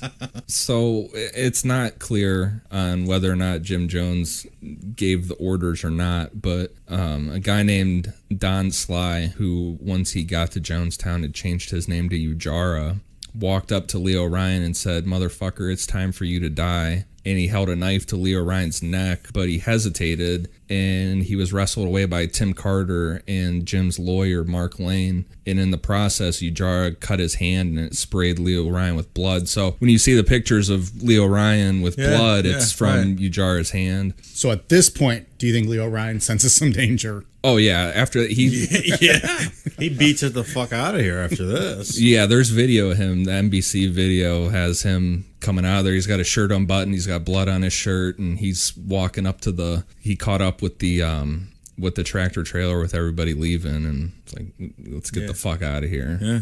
So on Jim's command, he sent the Red Brigade, his security team, to go kill Leo Ryan, and he got on the ham radio and called Jonestown, because they had like a mini embassy set up there. Like the People's Temple had this like mini office thing, and he gave them the following code: "A lot of people have gone to see Mr. Frazier. I think Mrs. Brownfield has offered to help." All right. So, and translated, that means people are dead and it's time for revolutionary suicide. There's an interesting tape too that has the American embassy. Two guys, I can't remember their names, from the American embassy they intercepted that code, and they're like, this is something, this is code for something, what the fuck does this mean? And they're like on the phone trying to figure this out. It's an interesting phone call to listen to. I bet. So his son Stephen and Jim Jr. were at the People's Temple office in Georgetown when that call came in, and they knew exactly what it meant. And Sharon Amos, one of Jim's most loyal followers, was there and relayed the message to San Francisco. Wait, is that the ugly girl that couldn't get on the fuck schedule? No. Patty's in Jonestown. Patty. How old at this point are Stephen and Jim Jr.? 20s. Okay, so they're adults. Yeah. So who's Sharon? What's she doing at what's she doing in Georgetown? She just ran. She was like head of that office in Georgetown. So Stephen got on the radio, and he stayed on the radio all night with San Francisco, making sure that nobody else went through with this. So do we know how many people were in San Francisco? I'm not sure. I think he was like not thousands, right? No, I mean, because all these people had their own houses and things, a lot of people, but he was making sure that this didn't go out to anybody else. Mm-hmm. And I mean, he's on interviews and stuff saying that he wanted to get back there and stop it, but there's no airplane, there's no boat, and he didn't have any weapons either. So, and he knew that his dad had all these armed people around him that would fight for it. So yeah, they shot at him in the jungle. Yeah, he knows. So while him and Jim Jr. were trying to figure everything out and talk on the radio and get everybody, to try and get everyone to relax, Sharon Amos snuck into the bathroom with her 3 kids and a man named Chuck Beekman and slit her kids' throats. And 3 kids. She had 3 kids. She slit all 3 of their throats and then slit her own throat. Terrible. Yeah. What about Chuck? He was actually arrested and charged with all those. Wow. Good. With that because he didn't stop it. What was his purpose? Like, what did she bring him in for? I don't know. I guess we wouldn't know. Like an eyewitness? She wouldn't. Maybe. I don't know. Yeah, they were in that. Maybe he was supposed to kill himself too, and he cowered out of it. He's like, that doesn't look fun. Yeah, I don't want this. That's a fucking brutal way, especially doing it to your own throat. But doing it to your kids. Well, yeah, but I mean, I'd rather do it to myself. But terrible. Yeah, and something I didn't know too that was in that Terror in the Jungle documentary was Jim Jr. said that their niece was in there with them, and they broke down the door in time as she was in time to save her, and that she still has a huge scar on her neck. Shit. Yeah. Back at Port Kaituma, Leo Ryan had been able to catch up with everybody and was unharmed. One plane was already boarded with people, including Larry Layton. And as Ryan was boarding the second plane, the Red Brigade pulled up and started opening fire on the congressman and the reporters. Down the runway, there were 3 Guyanese soldiers guarding a broken down Guyanese airplane and just watched it as it went down. And I could see where they're coming from on that. I mean, if I'm one of those Guyanese soldiers, I'm probably like, fuck this. Like, I'm not getting involved in this American bullshit. Yeah, Gringo shooting Gringo. Yeah, I'm good. Fuck that. Like, this could be an international dispute or something, you know? Like, I'm not getting involved in this.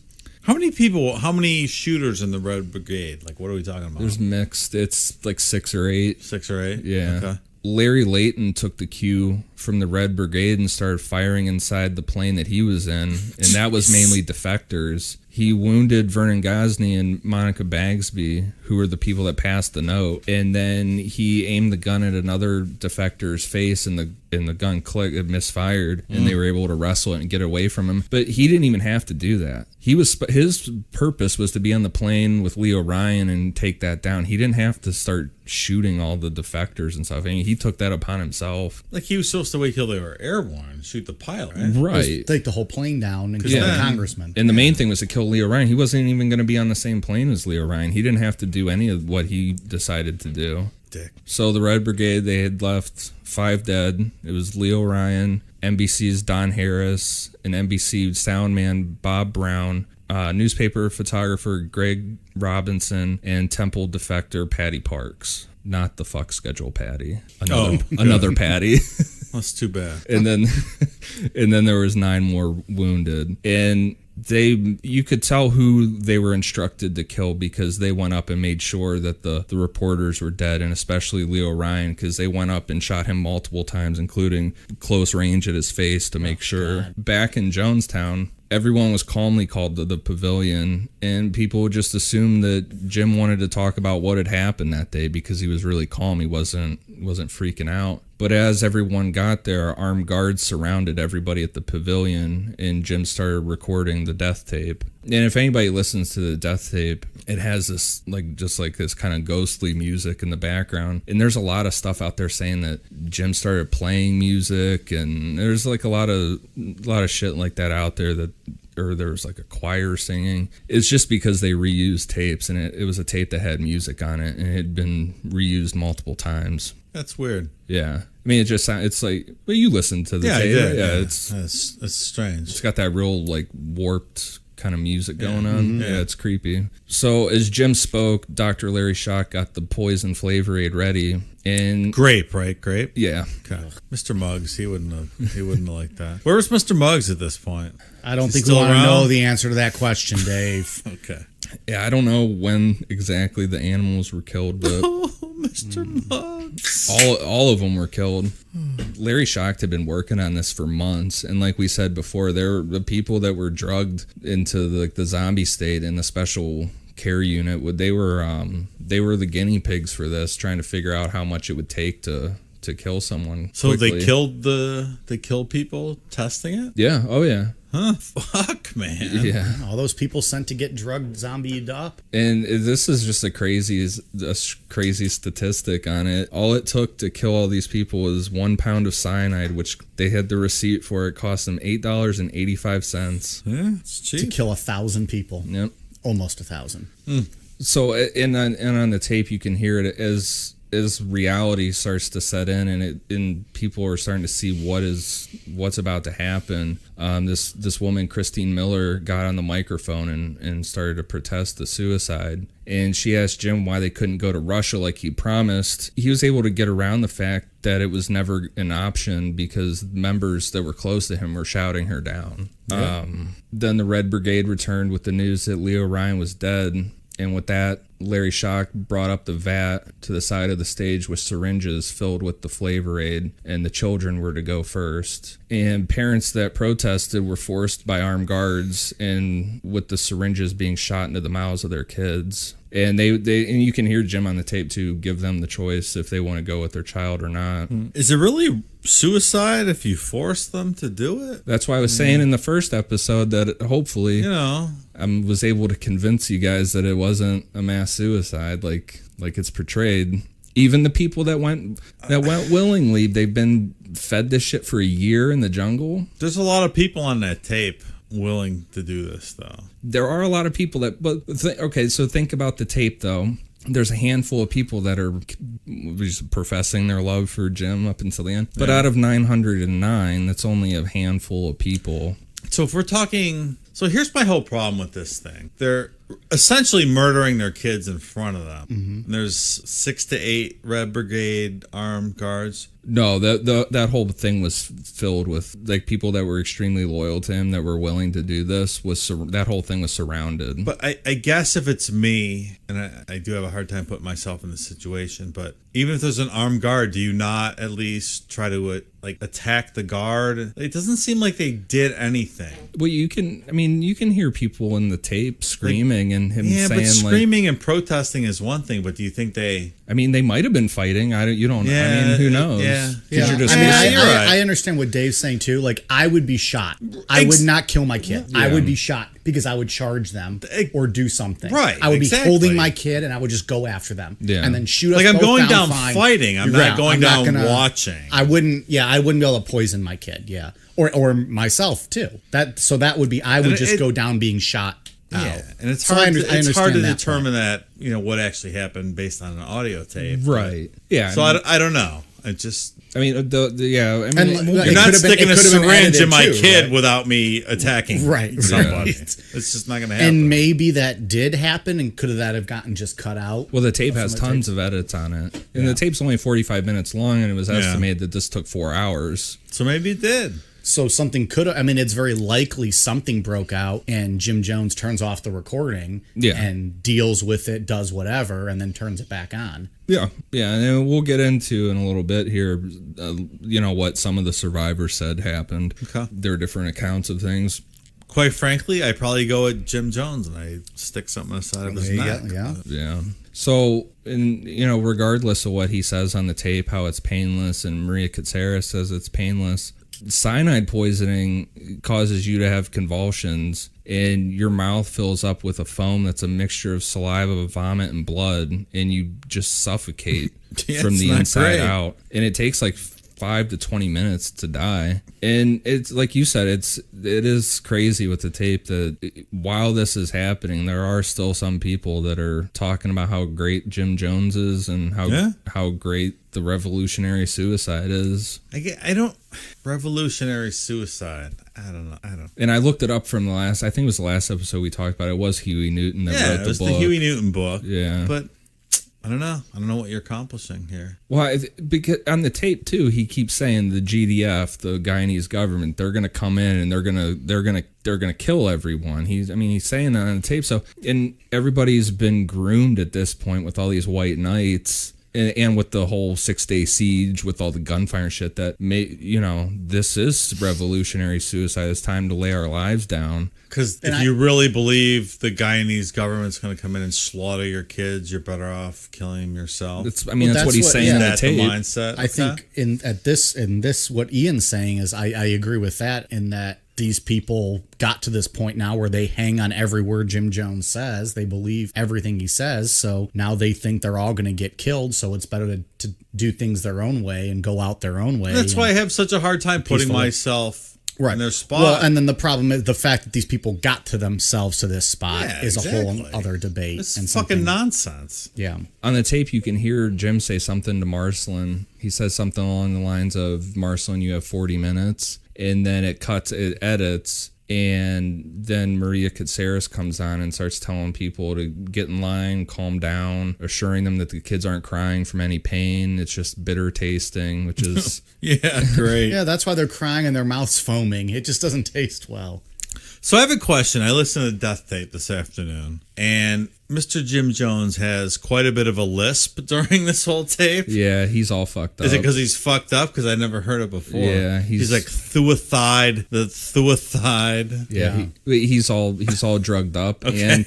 and it's like, and we'll post the picture on Instagram. The picture of him, he looks so worn out, and at that stage, and I think it's just a mixture of being worn out, fucked up on drugs, and now shit's hit the fan, and he's not in like preacher mode, Jim, where he's saying everything perfect. I think it's like the veil kind of comes down with how he's talking. Yeah, he was frantic and lispy, and it wasn't not typical. It was completely different. Yeah. The in Marcelin, when she got to Jonestown, they had a full like nursery with incubators and stuff. That's what I was saying before in the last episode. It's amazing what they were able to build in the middle of the jungle. It's crazy. But she was in charge of taking care of the babies, because there were babies being born in Jonestown. And this is Tim Carter's recollection and Steven, which was on the radio and stuff, that the part in the tape where Jim's saying, he starts saying, mother, please, lay down your life with your child, but don't do it like this, that it was Marcelin having to be held back, and she's the one in the background screaming. So, like I said, she tried to do what she could from behind the scenes, but any power was taken away for her. So as stuff started to become more real for people on the tape, Jim starts rushing everyone, telling them to hurry up. The Guyanese military is going to come and kill them for what had happened. And like we were saying, there's tons of edits on the tape, so it's hard to put down a timeline, because he had a pause and start button on the microphone. But and who knows how long it took to kill all the kids, because there was a little over 300. But towards the end of the tape, you can hear Jim start saying, "Get the vat with the green C, and the adults can start now." Go ahead. No, so they just stood around watching the kids foam at the mouth and die, more or less. Well, obviously, it looks like some of the parents, they're great human beings here. Looks like some of the parents, did it at the same time as the kids, but Yeah. for the most part of it, must have been a bunch of adults standing around watching them poison kids. I had a few other questions. So I emailed Fielding McGee from the Jonestown Institute about the tape, some other stuff the other day. And he answered stuff the best he could, but he said anybody that tries to tell you exactly what happened or what was going on is full of it. Okay, that makes sense. Yeah, that you can't, the tape is such chaos in the background and from survivors' points that you can't, you're never going to really know what happened. That makes sense. I think that's one of the big things for me with Jonestown too, why it interests me so much. I look in this because it's like, are you going to find like the one key to what happened that everyone else overlooked? Yeah, something. Sure. But yeah, so all in all, at Jonestown, 909 people died from the cyanide poisoning. And the actual number of survivors that were actually in Jonestown for that totaled 7 people. So getting into who survived actually being there, there was an elderly woman named Hyacinth Thrash who heard the calling for the White Knight to come to the pavilion, and she said, fuck it, I'm not going. I'm sick of it.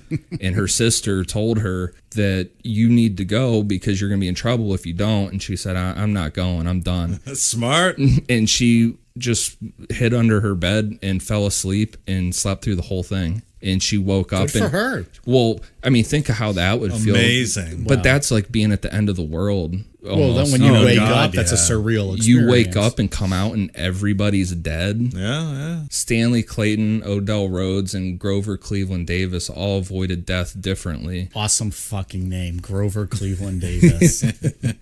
Stanley was able. Two-time president. Yeah. Two-time. Stanley was able to sneak away and hide in the jungle with all the chaos, and he just hid there till it was all over. Odell Rhodes told the guards he didn't want to die, and for whatever reason, they let him through and told him to have a good life. And Jeez. Great. And he hid in the ditch, and he just hid through the whole thing. I wonder in if the he had ditch. like some kind of like buddy relationship with the guards. He said no. He says no. He just said, I don't want to die today. And they said, have a good life. See ya. That seems very odd to what the guards had always stood for and did. Yeah. Well, that's what I mean. This is all, there's so many questions with stuff because there's all these different recollections of these people all have different accounts of how things went down. Maybe they just assumed he'd die in the jungle. Maybe. Yeah. So they're like, have a good life. Probably. That's a good point too. They're probably like, yeah, good luck with good the luck. jaguars and the poisonous Right. frogs and shit. Yeah. Tim Carter, Michael Carter, and Mike Prokes were given a suitcase full of cash with pistols. Maria Kitsaris gave those to them. She said that Jim had given the orders for this. She told them to take the cash to the Russian embassy in Georgetown and kill themselves if they got caught. With an out, Tim Carter went to go find his wife and his child to get them out of there, but they had already been poisoned. Ugh.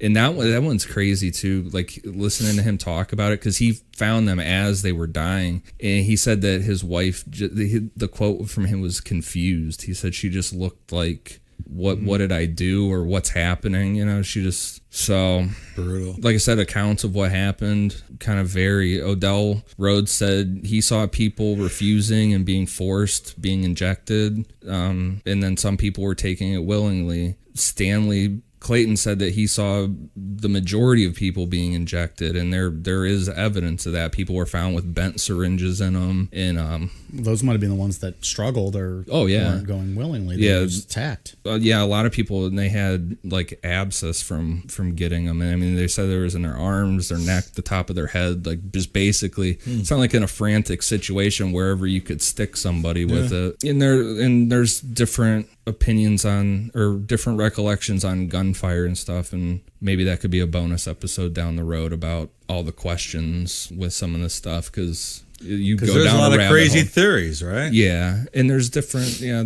things. You know, Stanley Clayton says that he heard machine gun fire while he was hiding in the jungle at night because he was waiting, and there's all kind of different stuff. Interesting. But the last group to die was the leadership and their children, who they all died in Jim's cabin. They drank the poison, some injected it on top of drinking it. And that's, I don't know if it was like a I'm more committed than you are type thing. I'll do both or what. Yeah. But Jim Jones was found in the pavilion, shot in the head, lying on his back with his head rested on a pillow.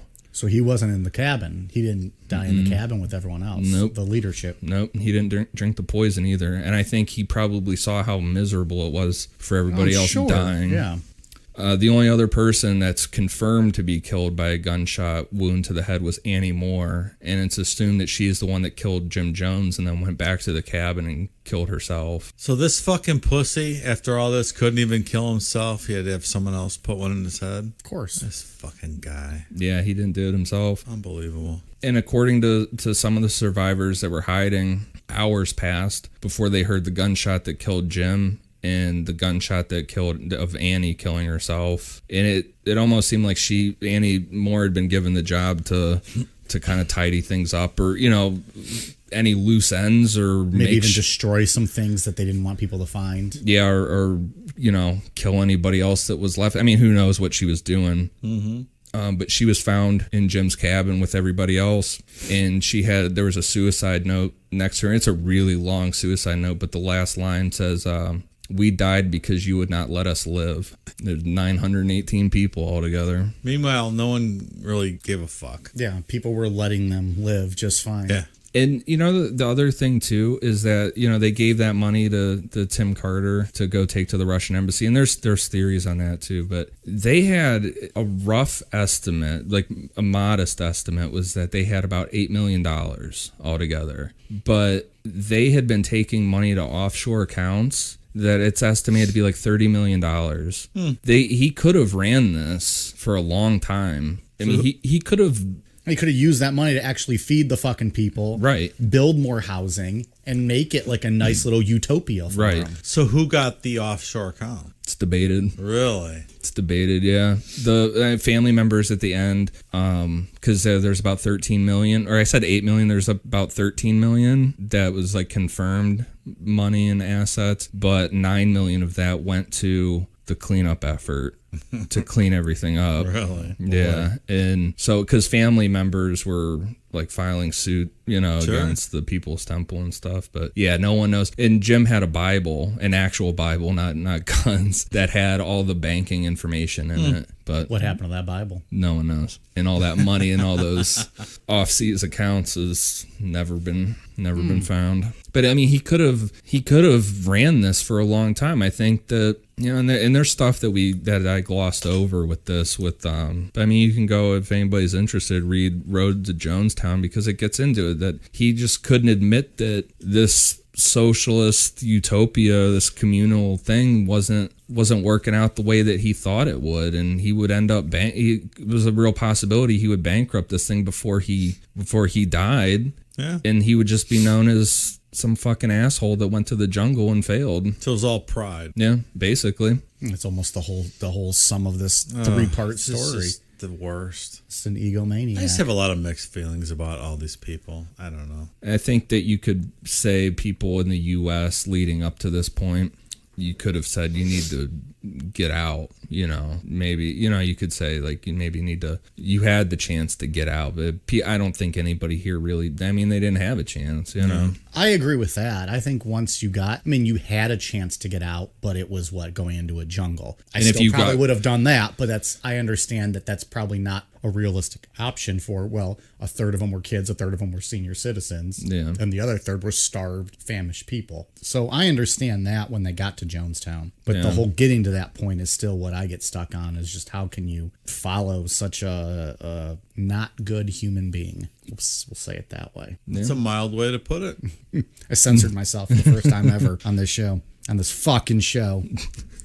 So yeah, that's the story of Jim. So that's Jones. Jonestown in about 6 hours or less. Yeah, it's a long one. It's an interesting story, and I learned a lot more than because you grow up hearing about Jonestown and this and that. And I learned a lot that I guess I didn't know, a lot of the details. Yeah, I didn't know. It's interesting. I didn't know. I mean, I didn't know jack shit about Jonestown. So I thought it was interesting. I found this to be very frustrating 3 episodes with all the lying and the bullshit and people getting duped and following it, sometimes blindly, and just the ways he would manipulate people and people would be manipulated, and then the way they would treat other people. So it was frustrating, but it was very interesting. You could, that's the thing with this too, there's all these unanswered questions. You could sit there and go over stuff forever, with it. I want to give a big thanks to Rebecca Moore and Fielding McGee that run the Jonestown Institute. I mean, it's crazy the amount of information that's there that they've put into it, with all the Freedom of Information Act requests, and we'll tweet out their link too to that website. Yeah. So who are these guys? Like, how did they get involved? Are they related to this story at all? Are they just interested parties? Or Fielding McGee had a family member that was involved in the People's Temple. Okay. And then Rebecca Moore is the sister of Carolyn Layton and Annie Moore. Okay. Wow. So that's pretty close. Yeah. So yeah, and then another thank you to Fielding McGee for being quick to email me back over like the past 2 years. Anytime I've ever had a question, and you've had lots of questions, I'm sure, as you did your research. He gets right back to me every time. So, and I'll bring it up again because you won't, Ian. You are published on this website for your article you've written. One thus far. Yeah, I'm gonna do another one this year. Is there a direct link to your article that we can post out? Yeah. So we'll post that too, Ian's direct link, and then you can also check out the Institute's website if you're interested in looking into more. It seems like they're pretty, the people who run it are pretty friendly with, if people have questions, they can email them. Oh, yeah. Yeah. And you can get all your questions answered, much like we did today with our chimpanzee friend.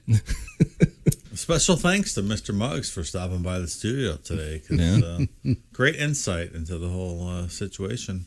All right, Ian, it's your chance. Anything else you got on Jonestown? I'm sure you got a lot more on Jonestown. I could do like another 2 or 3 episodes on stuff. I really glossed over stuff to keep this. But like you said, maybe in the future we'll do like a bonus episode talking about some of the theories or something. Yeah. And if anybody is interested on Instagram or whatever about anything specific or a specific tape or something, feel free to comment and I could probably direct you to. Do you want to throw out your Instagram account? Yeah, you guys haven't done that yet on here. Yeah, my Instagram is IAN_Namapod. Ian_Namapod. So yeah, if anybody has any direct questions or wants to know what tape is what or something, I could probably help them out. Dave, any last thoughts? Jonestown, social medias, anything? No, I have mixed thoughts about this. Brutal. It's a terrible story. It's not fun. I got a couple shout outs too before we wrap up on Instagram. A couple of these are a few weeks long overdue, but Paul Alexander and Liz McCombs, thank you for the shout outs on Instagram. And then on Twitter, In a City Like Yours podcast, they're always throwing us out on like the Follow Friday. So I appreciate that. And anytime anyone asks for a podcast to listen to, they're mentioning us. And then Joe Spotso is always retweeting us and reaching out to us on Twitter. So thank you to all of you guys. Ian, I think you got a couple too. Yeah, I got a couple iTunes ones. Hillbilly Dubs, I Hate the Circus, and Ladybug Girl 18 left us really, really good reviews. It's awesome to see people that are that interested and listen to us and are enjoying it. Yeah, and then actually the rating and reviews on iTunes, for those of you who listen to us on Apple, those really, really help us out. They go a long way to getting us on the new and noteworthy, and bring a lot of extra attention to us on iTunes and Apple Podcasts. So if you have an Apple phone, please leave a rating and a review for us because it helps us out tremendously. We are at Twitter, Instagram, and on Twitter, Instagram, and YouTube at Necronomipod. Facebook, also Necronomipod. Hit us up. Let us know what you liked, what you disliked, your thoughts on Jonestown. And if you have any other comments or feedback on the show, we love to hear from you guys. So we appreciate you listening. And we're gonna end it a little different tonight than we normally do. We're gonna end it with the last recorded words from Jim Jones. Are you guys ready for a cool down beer? Cheers. Take our life from us. We laid it down. We got tired. We didn't commit suicide. We committed an act of revolutionary suicide, protesting the conditions of an inhumane world.